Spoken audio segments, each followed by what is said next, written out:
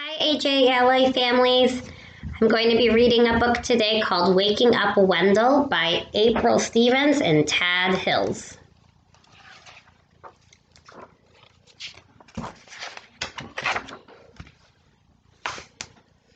Early in the morning, a little bird at number 1 Fish Street hops out of her nest, takes a deep breath, and begins to sing a very loud and whistly song. Tweet, tweet, ta-ta, tweet.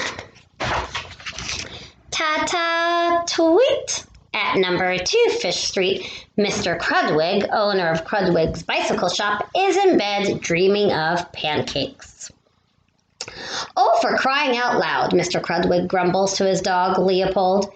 That screeching sparrow can wake a brick wall. He climbs out of bed, puts on his checkered bathrobe, and creaks down his stairs to let old Leopold out the back door.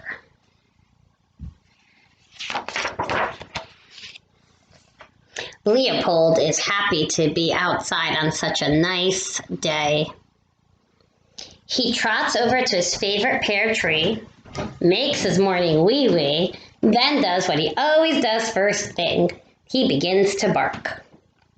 No one is quite sure why Leopold does this. Maybe he's shouting good morning to all the other dogs on the street. Maybe he's ordering that annoying bird to put a lid on it.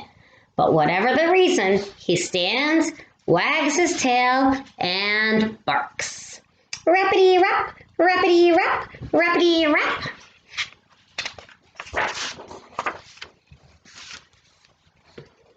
Rappity-rap, rappity-rap. All this racket wakes up Mrs. Muskie at number 3 Fish Street. She opens her bedroom window, leans out, and yells, Leopold, you stop that yapping.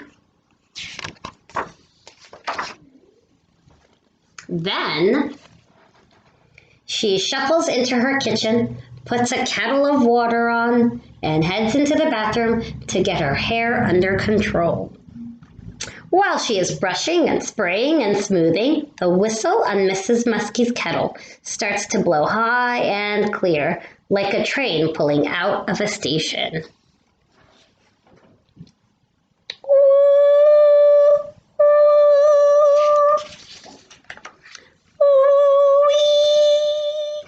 The howling kettle makes Mrs. DePollo at number 4 Fish Street sit straight up in bed and blink at the clock.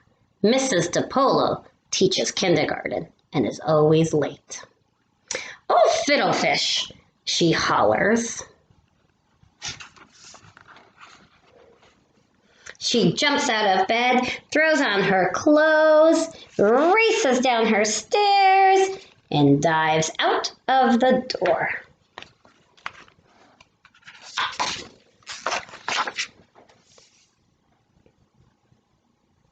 And as she backs her car out of the driveway, her tires make a loud screech, and then a gleep, and then she is gone, flying down Fish Street. Screech, gleep! The screech gleep makes Henry Whittlespoon roll over in his bed and yawn. Henry is 9 years old and lives at number 5 Fish Street. For his birthday, his grandma gave him a shiny new harmonica, and since then, he plays whenever he can. So the first thing he does, even before he opens his eyes, is reach under his pillow, pull out his harmonica, and begin to play. From her bedroom, Mrs. Whittlespoon yells, Henry Hobart Whittlespoon, quit that racket. Right this second. Henry can't hear her, but Gloria, who has been sleeping on the doorstep outside of number 6 Fish Street, can. She is the Darjeeling's cat, and she uncurls herself, stands up and stretches, thinking of her bowl of kitty crunchies inside. She pats over to the kitchen door. Gloria digs her claws into the screen and pulls the door open a little and then lets it go. Whack slam. She slips her claws back in and does it again. Whack slam. And again. Whack slam. Wax lamb, wax lamb. Of course, this wakes all 7 members of the Darjeeling family. Wax lamb. It also wakes Marjorie Parks at number 7 Fish Street. Marjorie has been sewing a wedding dress straight through the night and has just dozed off at her sewing machine. One wax lamb of the Darjeeling's door, and she jerks awake. She blinks sleepily at the silky white dress and remembers she needs to get it finished now. Marjorie puts her foot on the pedal, plunk, and up starts her sewing machine. First slowly, wugata, wugata, wugata, wugata, then building up speed as she loudly finishes the final seam. Wickata, wickata, wickata. Wickata, wickata. Old Mr. Wink at number 8 Fish Street has been trying to wake up for a while. When Mrs. Park's machine starts up next door, he forces himself out of bed.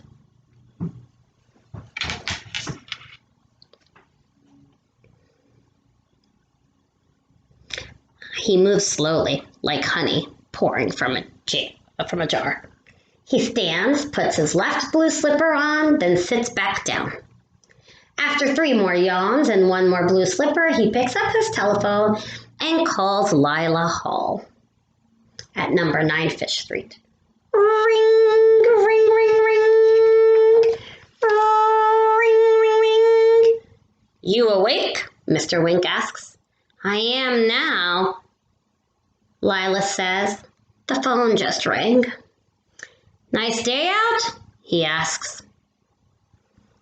Lila leans out her window.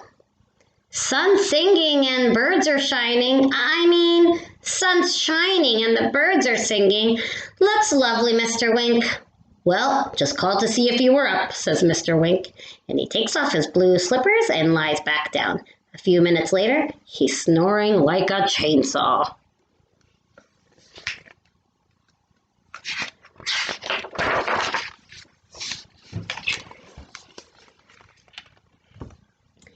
After Lila hangs up, she steps right into her shower and starts to sing. And Lila Hall can really sing. Lila sings so loud and so high that all the birds on Fish Street stop their own singing, tweet-ta-ta, and tilt their little heads to listen. Oh, isn't it grand? Isn't it fine to be here with you in the sunshine?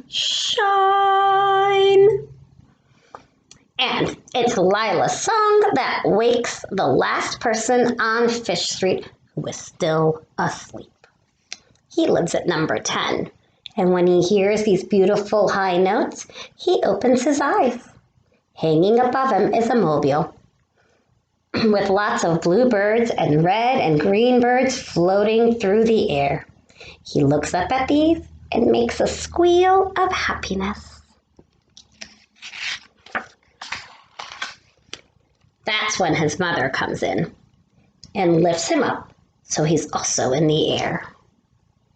Well, Wendell Willamore, my little bird, she sings, finally you're awake.